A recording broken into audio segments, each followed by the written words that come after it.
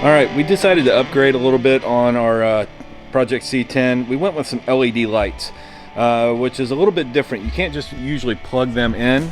The biggest reason is because you got to have a dedicated ground. The old style uses the chassis as the ground, and a lot of times you don't have a very good connection.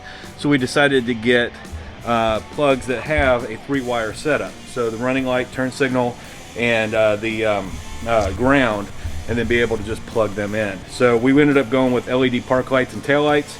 They look a lot better, they last a long time, they're bright, and but you can't just plug them in. So the other thing too is, in order for the turn signals to work, LEDs do not draw a big amount of juice. So you have to actually run LED designed flashers for the turn signals to work. If you don't, it won't create enough current to get the flasher to kick on and off.